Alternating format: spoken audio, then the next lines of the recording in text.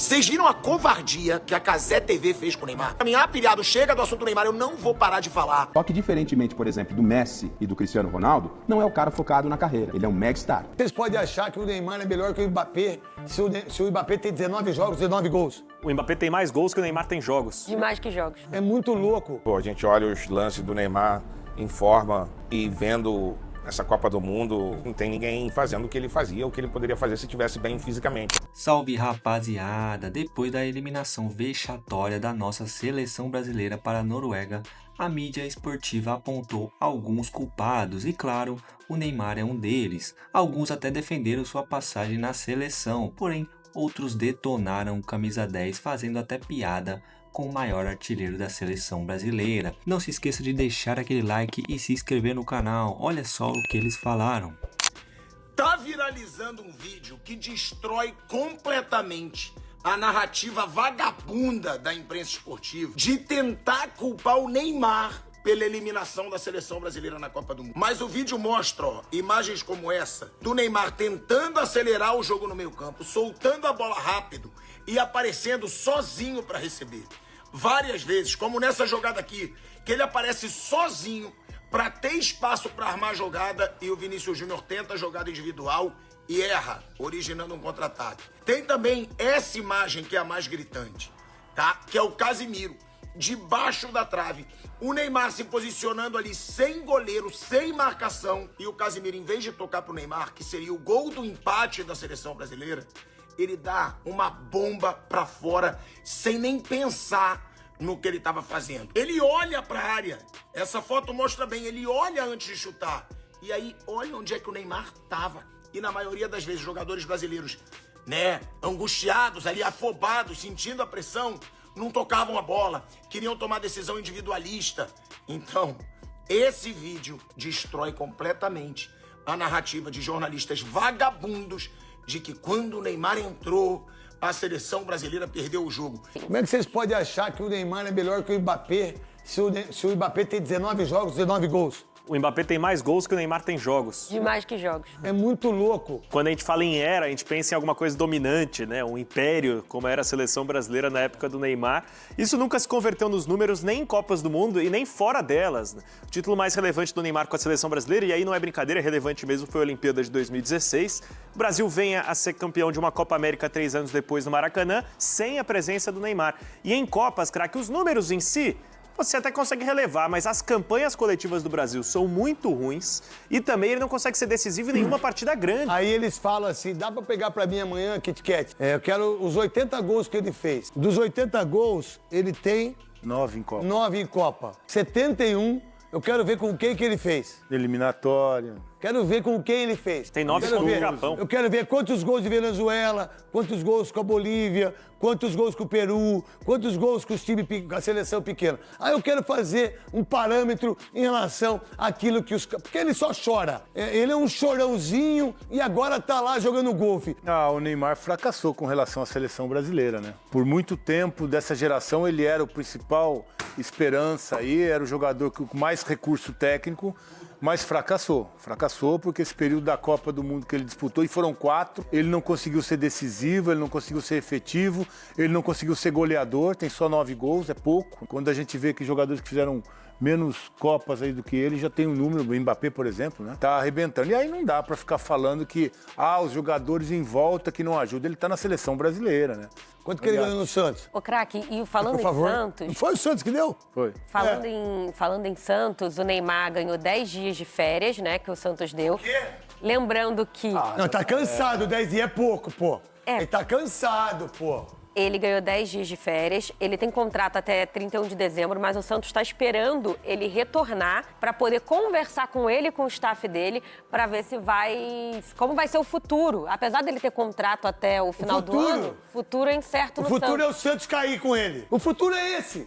E o Santos já tá quebrado com ele. O futuro é esse. Esse é o futuro de verdade para vocês santistas que são santistas de verdade, não os fajutos. Sobre a qualidade técnica dele.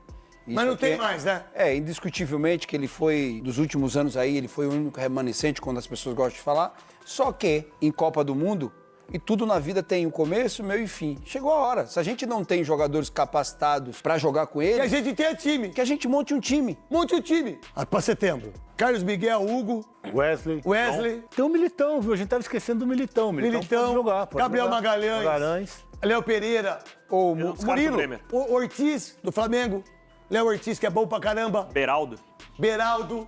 Lateral esquerdo. Você tem o menino do Cruzeiro, né? Kaique. Você tem o do Bahia. O Juba.